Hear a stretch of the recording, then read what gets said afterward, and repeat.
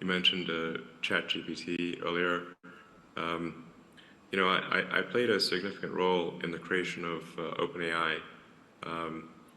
Essentially, at the time, I was concerned that Google was not paying enough attention to AI safety, and so I, with a number of other people, created OpenAI. And although initially it was created as an open source nonprofit, and now it is closed source and for profit. I don't have any stake in OpenAI anymore, nor am I on the board, nor do I control it in any way. But the ChatGPT, I think, has illustrated to people just how advanced AI has become.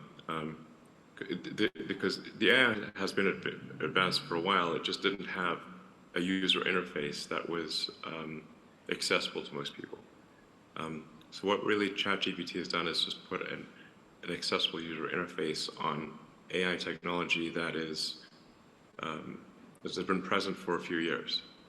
And there are much more advanced versions of that are coming out.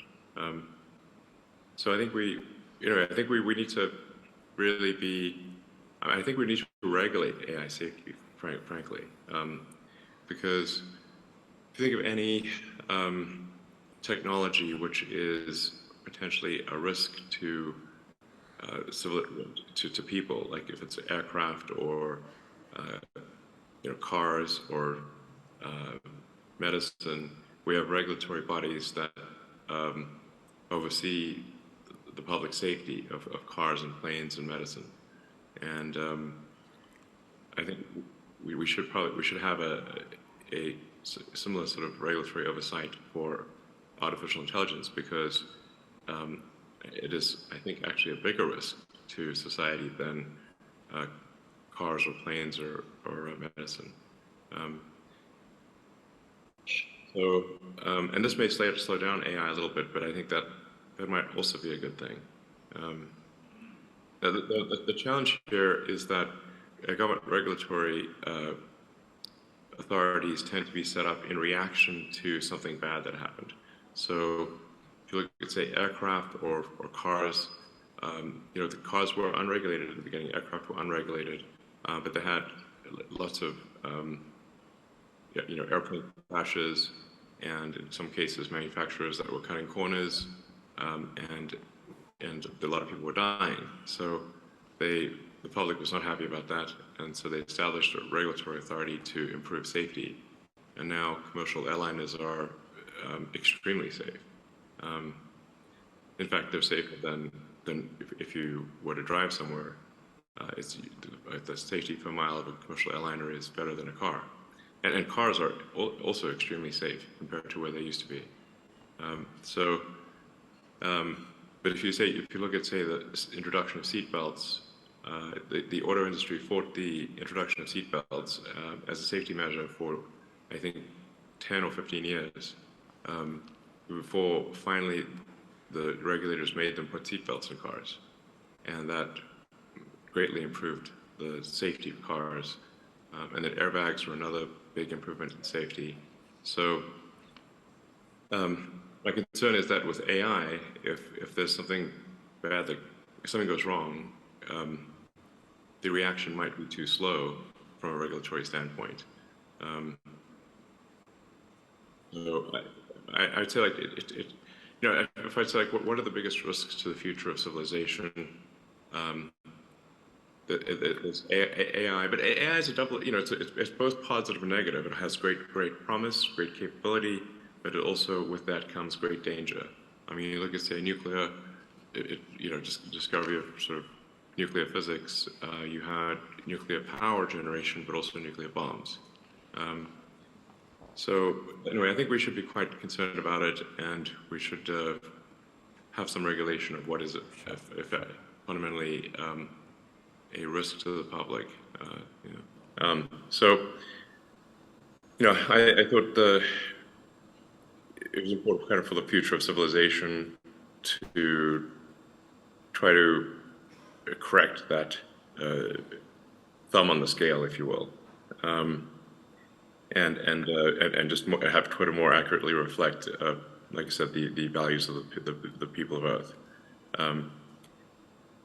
That's the intention, and hopefully we succeed in doing that. Sure. Yeah. But how do you see Twitter? If we say 5 years down the road, what's your vision for this platform? What should it do? Well, I think it'd be.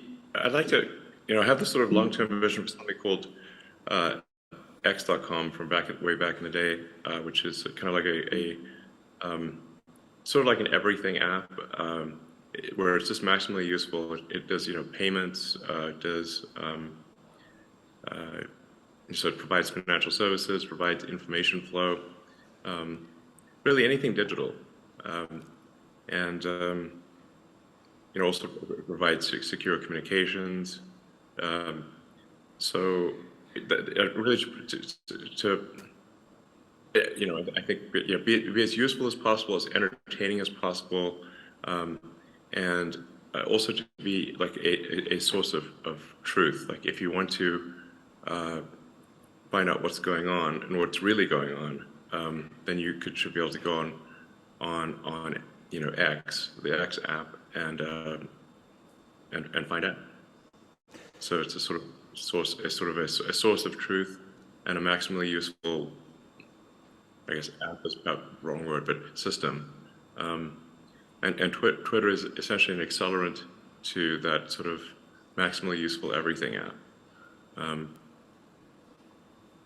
Yeah. How you are gonna? I mean, if you look at Twitter today, I mean, it's a platform. Sometimes there is a lot of misinformation in Twitter. Sometimes I don't feel comfortable even because there is some way there is this negative between nation, between people, between a different ethnic group. There is this hate thing. How you are gonna fix this issue where you are on a mission for humanity to get them together? Yeah, I think there's something that we're putting a lot of effort into called community notes. It's currently just in English, but we will be expanding it to all languages. That is, I think, quite a good way to assess the truth of things, where it's the community itself, basically the people of Earth who are basically,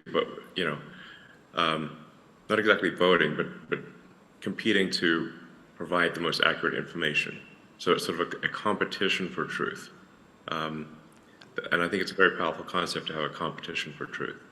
And because you can also say, like, what is true? It's because what may be true to some may not be viewed as true to others, but you want to have the closest approximation of that.